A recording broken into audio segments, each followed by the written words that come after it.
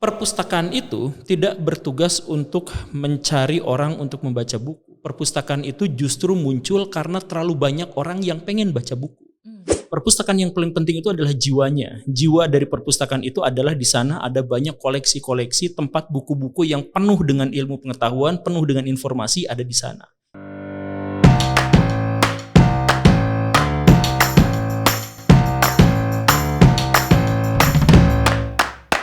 Halo, selamat siang kawan Perpus dan Kaula Sastra. Kita kembali ke episode 17 dari podcast Perpustakaan Jakarta. Perkenalkan, saya Hestia Istiviani, Duta Baca DKI Jakarta periode 2023. Kali ini saya nggak sendirian, saya ditemani oleh dua orang narasumber yang kece-kece, yang keren banget tuh. Udah terdengar ya suaranya barusan, kira-kira kawan Perpus sudah bisa nebak belum? Siapa nih yang saya bawa, saya culik nih buat ngobrol-ngobrol soal perpustakaan. Boleh, kalau ada tebakan boleh ntar tolong diisi di kolom komentar ya. Oke, izinkan saya dulu untuk menyapa. Di sisi saya sebelah kiri yang paling dekat sama saya nih ada yang salah satu seorang konten kreator yang ganteng, yang kayaknya udah sangat viral juga di Indonesia. Selamat siang Pak Guru Gembul. Siang. Apa kabar Pak? Sakit hati karena difitnah sih. Loh, kenapa difitnah Pak? Disebut ganteng, itu fitnah.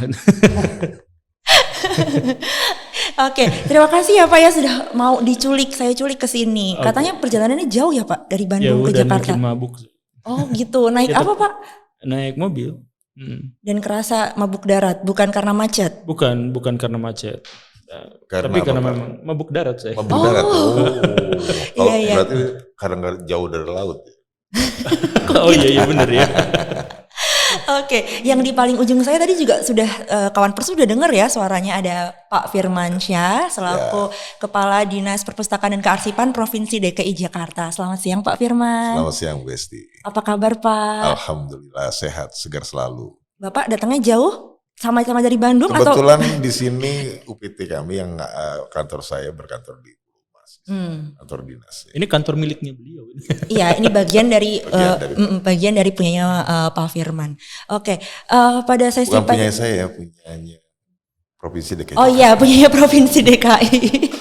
Oke, jadi kawan Perpus kita hari ini mau ngebahas tipis-tipis nih soal sebuah kegiatan yang sedang berlangsung di Perpustakaan Jakarta dan Pusat Dokumentasi Sastra HB Yasin.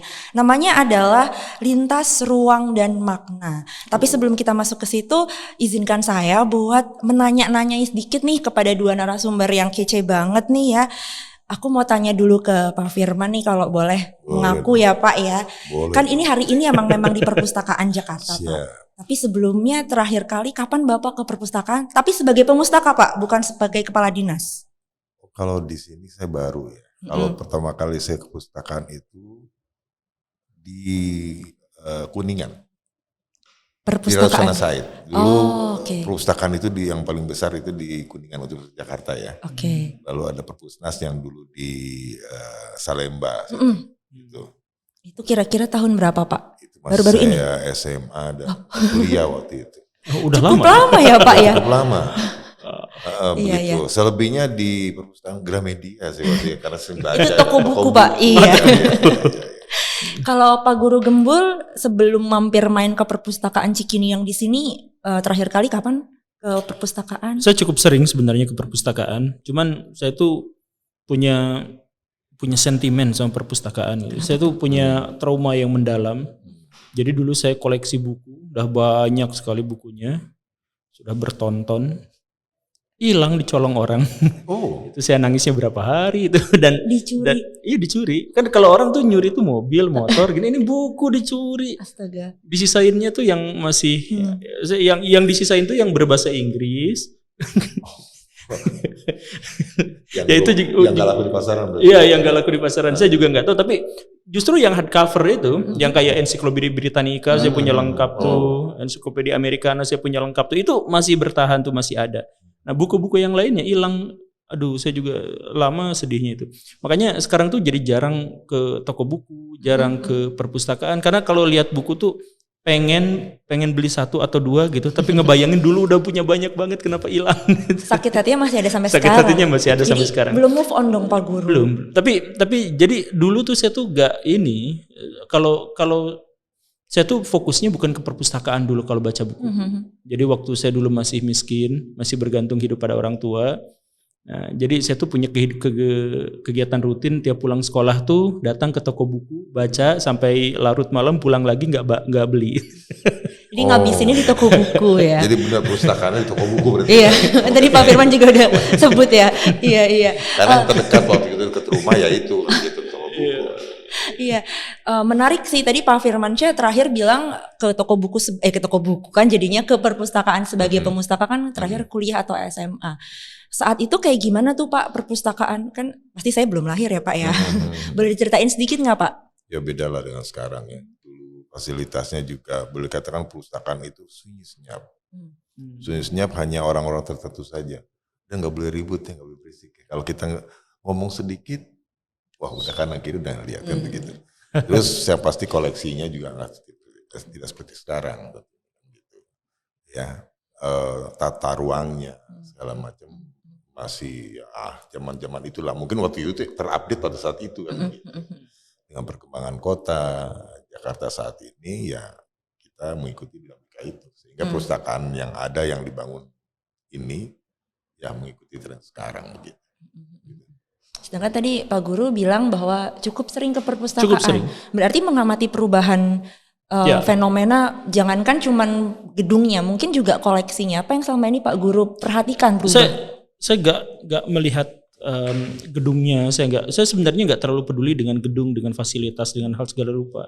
Jadi kalau ada satu rumah teman saya dan di situ ada koleksi bukunya cuma 1 lemari atau setengah lemari. Saya pikir itu udah jadi perpustakaan, saya pasti baca di situ. Saya pasti nongkrong di sana cukup lama gitu. Dan kadang-kadang juga saya pinjam dan ada sebuah peribahasa gitu. Sebodoh-bodohnya orang adalah orang yang minjem buku kemudian mengembalikannya. Gimana tuh maksudnya? Gak itu bercanda sih, tapi sebenarnya banyak koleksi buku saya juga yang sebenarnya saya nggak tahu itu punya siapa ya, saya pinjam dan nggak kembali. Ya tapi saya juga nggak tahu, saya berusaha untuk mengembalikannya, tetapi ini punya siapa gitu. Ada yang seperti itu. Sampai sekarang juga saya sekarang punya buku ya tinggal sedikit, nggak banyak, cuman 1 lemari gitu. Dan tapi ada sih yang itu punya saya tapi silahkan aja karena di sana lebih berguna ya, syukur gitu. Iya. Tapi saya di Bandung itu ada perpustakaan dekat rumah saya, perpustakaannya besar, Dispusip Kota Bandung. Di situ bukunya sih nggak baru-baru gitu, tapi di situ memang nyaman, full AC, bisa guling-guling tiduran di situ. Saya juga punya beberapa kawan tuh di luar situ tuh, dia itu adalah distributor buku. Jadi kalau misalkan saya lagi nyari apa-apa, saya minta ke dia gitu. Ya kalau gitu ya, walaupun suka dimahalin harganya. Udah tahu sama penggemar buku. Iya. Jiwanya ada di buku. Iya. Tapi menarik, saya mau follow up sedikit tadi jawaban dari Pak Guru. Pak Guru bilang bahwa ada rumah orang yang punya 1 koleksi, 1 lemari isi buku aja udah dianggap perpustakaan. Iya. Apakah itu termasuk juga fenomena di mana ya kita pada akhirnya bisa membuat perpustakaan sendiri Pak, tanpa harus ada kayak mohon maaf ya Pak Firman, lembaga institusi secara resminya gitu. Iya, jadi gini, bangsa yang maju itu adalah bangsa yang perpustakaannya tidak disebut perpustakaan karena dia ada di mana-mana gitu. Nah, sedangkan kalau misalkan kita perpustakaan masih terpusat di satu tempat, kemudian orang-orang diminta datang ke sana dan sebagainya, perpustakaan yang paling penting itu adalah jiwanya. Jiwa dari perpustakaan itu adalah di sana ada banyak koleksi-koleksi, tempat buku-buku yang penuh dengan ilmu pengetahuan, penuh dengan informasi ada di sana. Jadi bukan soal gedungnya, bukan soal ramai atau tidaknya, bukan soal apanya, tapi ketika identitas dari perpustakaan itu yang kaya akan ilmu, kaya akan informasi ada di situ, bahkan sebuah gubuk pun itu adalah sebuah perpustakaan yang luar biasa. Kalau isinya penuh informasi. Ya, berarti Gimana Pak Firman? ketermanfaatannya. Iya. Perpustakaan itu ketermanfaatannya. Pemanfaatannya. Jadi sama seperti kurang lebih seperti masjid gitu. Ya. Masjid itu bukan megahnya, masjid itu apakah dia berkontribusi terhadap kesejahteraan masyarakat, apakah di situ menjadi tempat ibadah yang nyaman, apakah itu tempat kita bisa berkoneksi dengan Tuhan yang Maha Kuasa di sana, itu yang esensinya kan di sini. Justru kalau misalkan masjidnya megah tapi kosong, itu kan masjidnya disebut sebagai masjid yang nggak berkah. Termasuk juga dalam hal ini adalah perpustakaan. Saya menganggap bahwa yang dimaksud dengan perpustakaan itu, saya dulu tuh kebiasaannya itu adalah bungkus gorengan tuh pasti ada informasinya di situ. Saya bongkar itu bungkus gorengan tuh dibaca gitu. Dokumen rahasia Sampai negara. begitunya ya? Ada. Hah? Sampai begitunya ya? Ya dan tetap ada informasi gitu.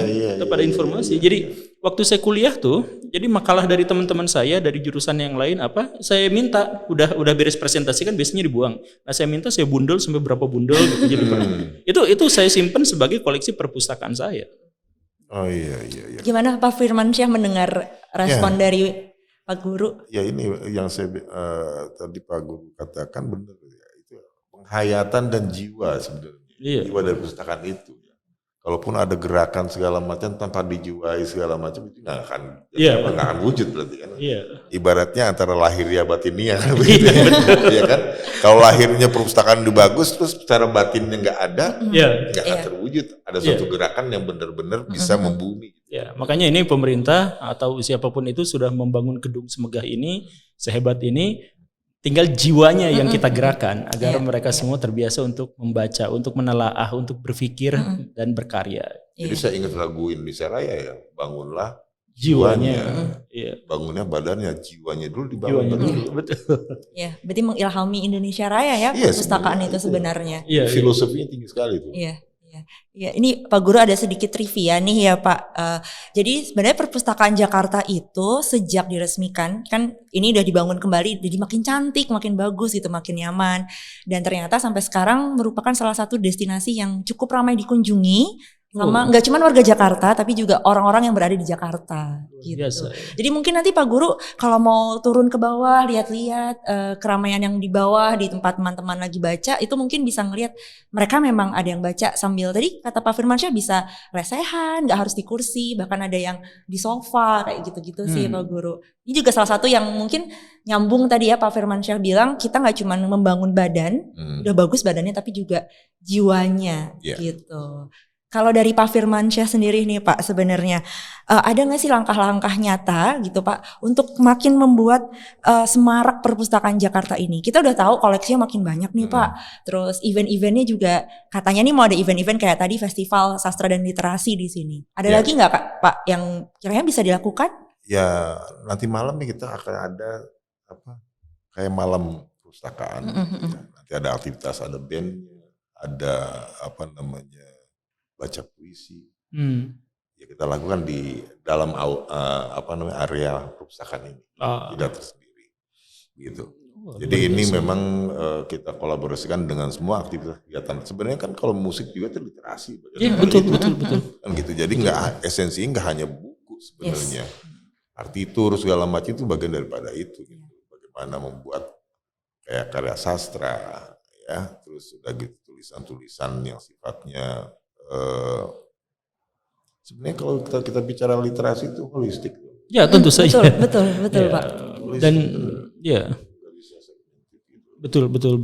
Nah produknya itu tentu saja segmented, tapi produk-produk itu memang secara keseluruhan adalah bagian dari literasi. Jadi ya kita berbicara tentang manajemen, kita berbicara tentang pertukangan, ngebangun rumah dan sebagainya itu juga tentu saja tidak mungkin lepas dari literasi. Iya.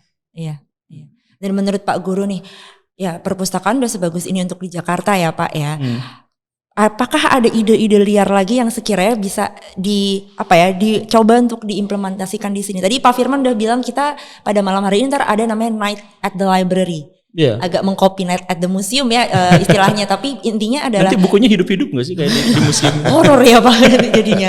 Jadi ada konser musik, ada juga nanti pembacaan puisi juga ya. Nah dari Pak Guru mungkin nggak ada sesuatu yang lain yang sekiranya nih mumpung ada Pak Firman gitu bisa diidein gitu Pak. Iya. Saya butuh pemikiran-pemikiran untuk membangun aktivitas di perusahaan ini. Yang paling penting itu seperti yang tadi, yang penting itu adalah jiwanya, bukan raganya. Raganya itu belakangan, raganya itu fana gitu. Nah jadi maksudnya adalah gini, kita harus susun dulu strategi. Kita mulai dari sebuah permasalahan. Kenapa jam baca kita, minat baca orang Indonesia itu rendah. Kita salah satu yang paling rendah di dunia. Kita dari 1.000 orang mungkin hanya 1 orang yang biasa baca 1 buku selesai dalam beberapa bulan gitu. Itu kita tuh rendah sekali di antara negara-negara yang lain. Ada banyak sekali penelitian yang berhubungan dengan ini. Kenapa minat baca di Indonesia itu rendah? ada penjelasan bahwa minat baca buku di Indonesia sangat rendah karena bukunya sendiri rendah, sedikit. Untuk sebuah negara dengan populasi 800 juta manusia dan wilayah seluas ini, jumlah buku di Indonesia itu sangat-sangat sedikit. Berarti penulisnya sedikit atau gimana? Penulisnya sedikit, upaya penerjemahannya sangat sedikit, dan kalaupun ada buku-buku di antara kita tuh itu gaya penulisannya tuh kurang bagus gitu, kurang baik. Saya mohon maaf ya, saya bukan merendahkan, bukan apa, tapi bahkan sampai detik ini saya kalau baca buku ada tema yang sama, saya mendingan baca buku asing gitu dari luar, karena baca buku asing tuh udah kayak baca novel gitu. Jadi awal ceritanya begitu ngalir, jadi menarik ya. Bahkan buku-buku semacam yang ngejelimet itu kayak bukunya Dawkins, kayak bukunya Hawking itu bacanya tuh enak gitu, luar biasanya tuh itu. Jadi kalau misalkan kita masuk ke, saya mohon maaf, penulis-penulis Indonesia tidak harus seluruhnya seperti itu, tetapi secara umum begitu formal, begitu ada poin-poinnya gitu. Kalau misalkan baca buku itu satu paragraf, kita bahkan nggak ngerti ini udah berapa halaman, tiba-tiba udah selesai gitu. Banyak sekali. Nah tapi intinya adalah kenapa orang-orang di Indonesia secara umum itu jam bacanya sedikit dan minat bacanya sedikit. Ada banyak faktor, jumlah buku kita sedikit, kemudian buku-buku terbitan kita juga sedikit, dan dari yang sedikit itu juga sastranya juga kurang bagus secara umum dan sebagainya. Dan ada masalah yang lain lagi, bahwa sejak awal kita memang bukan negara dengan tradisi membaca dan menulis yang baik. Tutur banyak. Sejak awal kita betul. Kita itu adalah bangsa pencerita, bukan bangsa penulis dan pembaca. Karena secara historis kita itu adalah bangsa yang selalu berhasil. Karena selalu berhasil maka kita jarang nulis. Jadi ini secara historis, saya mohon maaf ya, saya jelasin sedikit dulu kenapa bangsa kita adalah bangsa yang tidak terlalu suka baca tulis. Jadi bangsa yang suka menulis itu adalah bangsa yang sering gagal, karena itulah mereka terpacu untuk menulis. Jadi ada sekelompok orang yang ingin makan daging rusa, berburu sekali gagal, berburu 2 kali gagal, berkali-kali gagal, sampai ke-10 mereka berhasil. Nah ke-10 itu, teknik yang ke-10 ini ternyata berhasil. Biar saya dan generasi selanjutnya tidak usah mengulang dari awal, saya tulis itu. Jadi budaya menulis itu budaya dari bangsa-bangsa yang sering gagal. Dan ini juga sebenarnya dalam bahasa yang lain pernah disebutkan juga oleh Arnold Toynbee itu. Nah sedangkan bangsa Indonesia, saya pengen rusa. Banyak rusanya di situ dan ngejar. Nyamperin lagi ya? Iya, nyamperin sekalinya dikejar dia nggak bisa lari kenceng karena ada di semak-semak di hutan belantara gitu. Jadi gampang sekali. Pengen pisang ada, pengen ikan ada. Jadi bangsa kita itu adalah bangsa penutur pada akhirnya, bukan bangsa pembaca. Dan setelah itu kelanjutannya, karena bangsa kita adalah bangsa penutur, maka alhamdulillah sekarang Indonesia dinobatkan sebagai bangsa yang penuturnya paling kejam di media sosial. Itu penutur kan? Iya. Dengan konotasi yang negatif, mohon maaf. Iya. Nah, makanya gimana caranya? Nah, ini sekarang itu masalahnya. Lalu gimana caranya agar bangsa kita itu bisa menjadi bangsa pembaca dan penulis? Bukankah sekarang bangsa kita adalah bangsa yang sudah menemukan banyak masalah, sudah menemukan banyak kegagalan, tetapi kenapa belum bisa baca tulis? Kenapa kita masih sangat rendah? Itu kan masalahnya. Nah, masalahnya adalah karena kebanyakan di antara kita memang tidak menyadari bahwa masalah itu adalah sebuah masalah. Jadi misal gini, kemarin itu saya dari Jakarta ke Bandung kejebak macet di jalan tol. Sebelumnya kejebak macet di posisi yang sama di jalan tol itu juga. Nah, kalau misalkan ada orang-orang yang terbiasa untuk melihat masalah sebagai sebuah masalah, maka dia komplain, saya masuk jalan tol, saya bayar ke sini biar saya tidak menemukan hambatan-hambatan seperti ini. Tapi kenapa di sini ada? Nah, kalau banyak orang yang komplain, mungkin jalan tol bikin teknik gimana caranya untuk bikin yang cepat. Tapi kan karena komplainnya sedikit, maka diabaikan. Orang-orang di kita nemu halaman rumah sedikit saja, bakar sampah di situ. Ada yang kena debu, ada yang kena apa, dan dibiarkan saja itu gak jadi masalah. Jadi,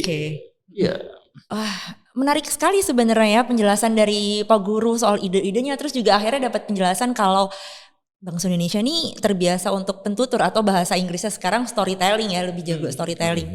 Bagaimana Pak Firmansyah menanggapi hal tersebut? Bagaimanapun juga kan perpustakaan punyanya adalah koleksi tertulis, Pak. Betul. Jadi memang kita harus melakukan suatu kolaborasi. Kalau misalnya hanya Dinas Perpus saja yang melakukan bagaimana supaya perpustakaan ini punya manfaat bagi masyarakat. Kalau kita yang men-trigger tentunya tidak maksimal ya. Makanya kita butuh peran serta dari komunitas. Banyaklah di Jakarta komunitas literasi, ada yang komunitas TBM ya, taman bermain, ada juga ini kemarin saya bertemu dengan Pak Edi Dimyati itu Kargo Baca. Ya dia 13 tahun, dia alumni Unpad 13 tahun khusus untuk bicara masalah dia bawa buku bacaan itu pakai sepeda keliling-keliling. Ya kan begitu dengan hatinya dia menggerakkan pembudayaan literasi itu kepada masyarakat. Jadi dia yang nyamperin gitu. Nah ini kalau ada 1.000 orang gitu memfasilitasi dengan tanpa bantuan, tanpa istilahnya tanpa peran serta dari mereka semuanya, ya kita hanya akan menjadi kegiatannya stagnasi aja, biasa-biasa saja lah. Perpustakaan udah tahu kayak begitu-begitu aja. Padahal kalau misalnya kita gali lebih dalam lagi perpustakaan ini, ya mungkin nanti banyak seperti Pak Guru dengan narasinya yang begitu komplit begitu, ya kan? Dan ini sebenarnya tidak hanya untuk mahasiswa dan guru juga bisa di sini. Karena guru itu sebenarnya harus lebih banyak bahan bacaannya ketimbang muridnya kan begitu, sehingga dia bisa mempunyai sumber baca lebih banyak, maka transformasi pengetahuan juga lebih banyak. Gitu. Kalau guru nggak pernah baca, nah ini yang akan jadi kendala sebenarnya. Ya berapapun misalnya inilah keinginan, kita ada kolaborasi juga dengan beberapa institusi, dengan Dinas Pendidikan, bagaimana kita mengkolaborasikan fungsi kita sebagai sumber baca di sini dengan guru. Gerakan guru, ayo sama-sama kita sama-sama membangun bangsa ini dengan kontribusi perpustakaan sebagai bagian tidak hanya membudayakan tadi, membuahkan jiwa, kayak supaya ada peradaban, supaya ada pembudayaan lah gitu. Ya, ini kan perlu ada proses. Jangan ngajar literasi itu, ngajar orang membaca itu sudah tua baru itu. Ada anak kecil gitu, melalui didongengkan atau segala macam. Gerakan-gerakan itu sudah kita lakukan. Kalau tadi Pak Firman kan bilang berusaha untuk berkolaborasi dengan tadi salah satunya Dinas Pendidikan ya untuk guru. Apakah ada lagi contoh-contoh mungkin yang sudah dilakukan oleh Perpustakaan Jakarta untuk yang inklusivitas tapi langsung end-to-end user Pak? Kayak misalnya saya kan pemustaka yang tidak bukan guru juga gitu. Apakah pernah ada kegiatan-kegiatan atau mungkin lewat fasilitas yang ada di sini gitu Pak? Ya, kita berkolaborasi dengan komunitas sastra. Ya, kemarin ada di sini kita fasilitasi ada komunitas sastra Rebuan. Di usia 15 tahun kemarin saya hadir bagaimana kita membuat suatu gerakan-gerakan sastra yang selama ini kita punya Hairil Anwar. Dengan kalau kita lihat sejarah Hairil Anwar itu multi talent juga, dia bahasanya banyak banget yang dikuasain. Gitu dalam sejarahnya. Tapi kita punya Habib Yasin kritikus sastra. Dokumentasinya di sini cukup luar biasa, ribuan dokumen yang ada di sini yang kita ada akuisisi. Berarti kan kita harus tularkan ini gerakan-gerakan yang sudah mumpuni ini dalam bentuk sastraan. Mungkin nanti dengan berbagai komunitas lain gitu, yang tadi katakan segmentasinya macam-macam, ada bicara masalah manajemen, bicara masalah yang lainnya, bangunan itu nanti kita. Bahkan nanti kita akan melakukan gerakan langsung ke perpustakaan-perpustakaan yang ada di kampus.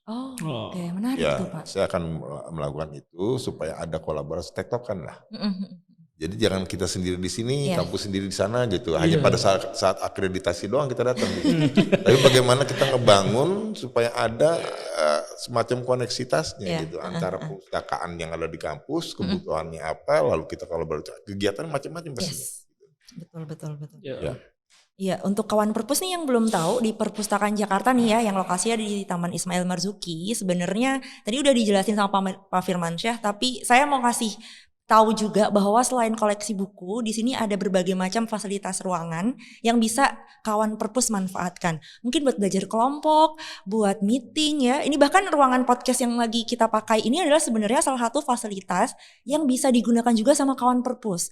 Nanti untuk informasi lebih lanjutnya bisa coba chat atau DM ke Instagram @perpusjkt. Saya mau pakai ini. Wah, habis itu langsung di-booking nih Pak Firman. Dengan senang hati kalau Pak Guru ini kita panggil narasumber lain ya, dengan berbagai segmented. Ayo kita ramaikan ini. Siap. Mudah-mudahan ini jadi satu trigger buat perpustakaan lain. Perpustakaan ini sebenarnya bisa kayak begini loh kayak gitu. Iya. Ya kan tidak hanya orang baca buku. Beradaptasi terhadap zaman ya. Iya. Iya.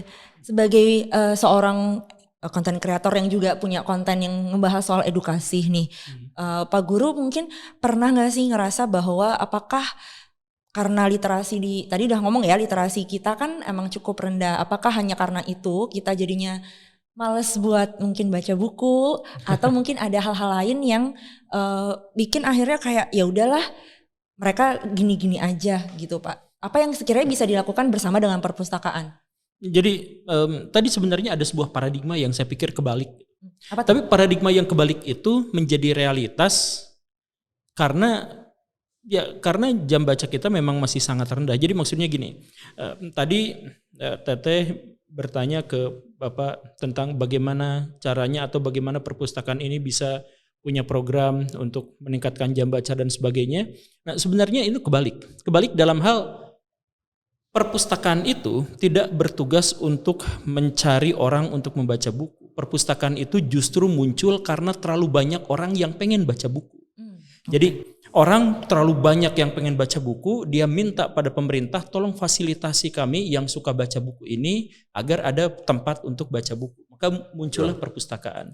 Nah, jadi ketika tadi ada perpustakaan yang habis-habisan bikin proyek, bikin acara, bikin begini dan begitu, memfasilitasi sampai ada sofanya, sampai ada apanya, hanya untuk mengajak orang-orang untuk baca di sini, berarti itu realitas dari paradigma yang terbalik. Bahwa berarti jam baca kita memang sangat-sangat rendah dan karena itu kita memang harus punya tugas yang besar. Dan bagaimana caranya? Ya itu tadi. Nah, caranya itu adalah dengan mengajak orang untuk sadar bahwa setiap masalah itu harus diatasi dan cara mengatasi itu adalah dengan ilmu. Nah, sekarang kita ada kesenjangan nih. Kesenjangannya itu adalah ketika ada masalah yang tadi itu yang awal. Ketika ada masalah, kita mengabaikan masalah itu, kita membiarkan masalah itu. Ketika kita mengetahui sampah. Betul. Ya biarin aja kita lewat aja di situ gitu. Kita tidak berpikir bahwa itu adalah sebuah masalah. Indonesia itu kehilangan uang bertriliun-triliun rupiah gara-gara pengelolaan sampah yang kurang. Jadi sampah itu kita satukan kemudian numpuk di satu tempat, jadi biaya kesehatan naik, subsidi untuk ini menjadi semakin membengkak berdampak ke seluruh. Padahal di sisi lain kita sampai sekarang itu masih impor sampah dari luar negeri, dari Belanda, dari mana impor sampah untuk dijadikan bahan daur ulang. Jadi sampah yang kita dibuang terus kita beli sampah dari luar, itu betapa anehnya. Karena apa? Karena ketika kita melihat masalah selesai, kita nggak menganggap itu harus diselesaikan. Nah itu kesenjangan yang pertama. Jadi gimana caranya agar kita punya jam baca yang tinggi, masyarakat kita punya jam baca yang tinggi, sadarkan kepada masyarakat bahwa masalah itu harus segera diselesaikan. Itu yang pertama. Nah kesenjangan yang kedua itu adalah masalah yang selesai itu gimana cara menyelesaikan masalahnya. Nah dalam doktrin sekolah epikurisme itu di Yunani, bagaimana cara menyelesaikan masalah adalah dengan berpengetahuan. Semakin banyak pengetahuan yang kita punya, semakin besar potensi kita untuk menyelesaikan masalah-masalah. Saya misalkan punya tanah 1000 meter persegi. Saya tidak tahu apa yang harus saya lakukan dengan tanah itu masalah. Nah, bagaimana caranya agar saya bisa memanfaatkan tanah itu, maka saya harus berpengetahuan. Nah, jadi masalah itu harus diselesaikan dengan jumlah pengetahuan. Semakin banyak pengetahuan kita, semakin besar potensi kita untuk menyelesaikan masalah-masalah kita. Jadi kita miskin bisa jadi kaya, kita tidak ahli menjadi ahli, kita tidak punya teman bisa menjadi berteman karena kita mendapatkan informasi dan pengetahuan seputar itu. Dari mana informasi-informasi itu bisa kita dapatkan? Dari buku. Nah, jadi ada tiga step kesenjangan yang tadi itu yang harus kita selesaikan. Kalau misalkan kita pimpinan-pimpinan kita, warga masyarakat kita, ustadz ulama kita, kemudian tokoh-tokoh terpandang kita mengarahkan masyarakat pada sebuah kesadaran bahwa masalah harus diatasi dengan ilmu, dan ilmu itu ada di buku, maka perpustakaan Jakarta tidak usah capek-capek untuk ngajak orang datang ke sini. Mereka semua akan mencari perpustakaan dimanapun mereka ada. Ya, jadi poinnya kesadaran masyarakat terhadap bagaimana mengatasi masalah. Iya, betul. Jadi solutif sebenarnya. Iya, betul. Jadi nanti ini ujungnya untuk mencari solusi berarti. Iya. Jadi saya malah kasihan ke Bapak harus bikin program untuk bikin menarik. Aduh, kebalik. Harusnya masyarakat yang nyari-nyari ini. Iya. Berarti perpustakaan sebagai enabler. Iya. Iya, betul. Enabler apa sih, Pak? Penyedia. Jadi maksudnya adalah perpustakaan bisa menjadi yaitu tempat untuk menyelesaikan masalah ya, salah satunya dengan memanfaatkan apa yang ada, dan perpustakaan hendaknya ya menyediakan solusi itu tadi berupa buku-buku gitu. Betul begitu Pak Guru tadi maksudnya. Betul. Ya. Saya tertarik sekali soal ya to give access sih sebenarnya, bagaimana kita sebaiknya perpustakaan juga bisa memberikan akses membaca, karena bisa jadi orang-orang yang ingin menyelesaikan masalah tersebut memang tidak tahu bahwa ada buku tersebut. Nggak, akhirnya dia datang ke perpustakaan, coba browsing lewat katalog, ketemu gitu. Jadi ya bisa seperti itu juga ya Pak ya sebenarnya fungsi perpustakaan ya. Ya menarik banget sih jawaban dari Pak Guru. Saya juga baru sadar bahwa bisa jadi enabler dari sebuah penyelesaian masalah yang ada di tengah masyarakat. Oke Pak, sebelum ditutup ada beberapa pertanyaan nih. Tapi buat Pak Firmansyah, mohon maaf ya Pak Guru, ini ada pertanyaannya menarik sih. Sebagai sama-sama yang bergerak pada bidang pendidikan nih, tadi waktu kami sedang ngobrol-ngobrol sebelum taping podcast ini, Pak Firmansyah bilang bahwa Pak Firmansyah dulu seorang pendidik juga ya Pak ya? Ya, guru olahraga dulu.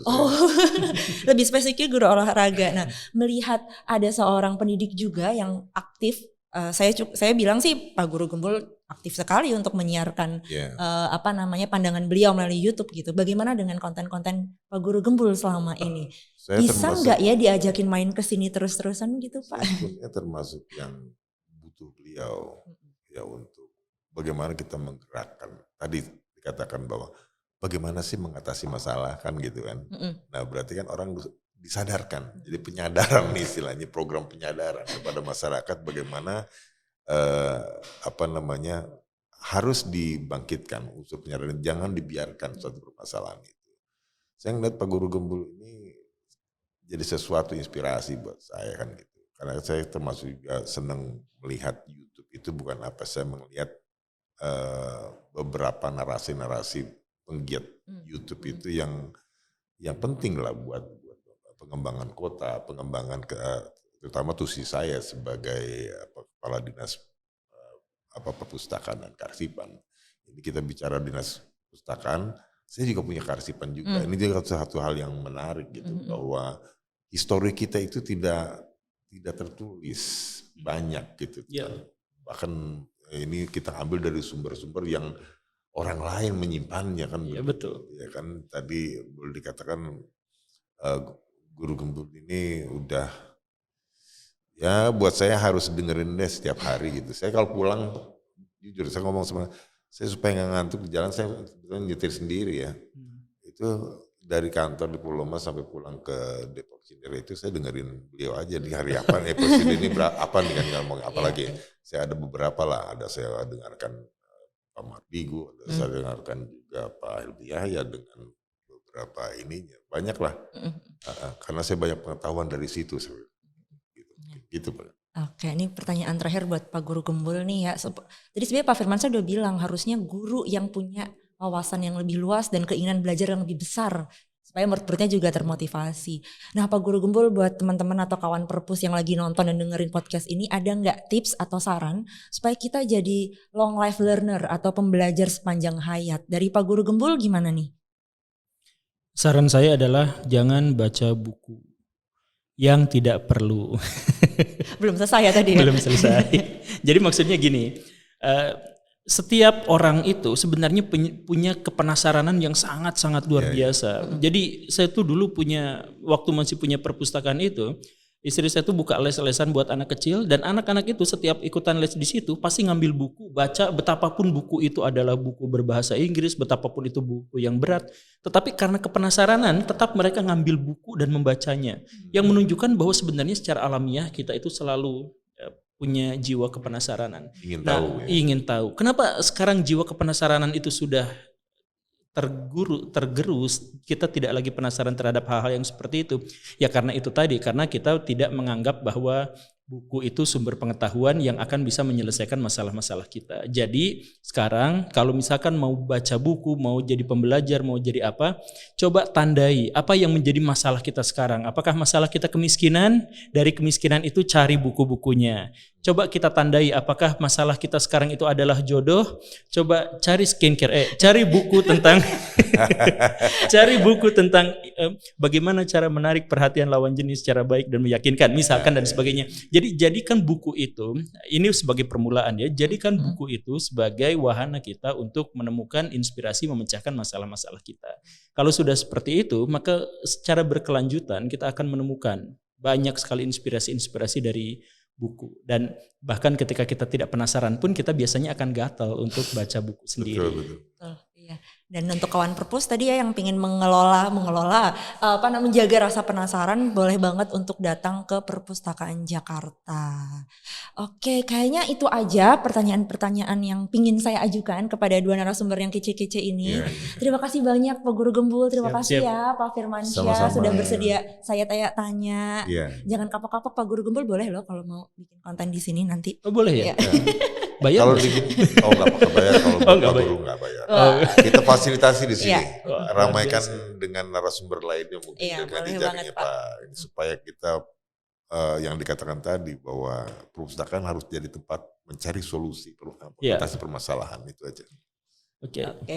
Oke, terima kasih kawan perpus yang sudah stay bersama kami selama percakapan yang seru banget ini soal Perpustakaan Jakarta. Jangan lupa untuk selalu cek informasi terkini dari Perpustakaan Jakarta di Instagram @perpusjkt.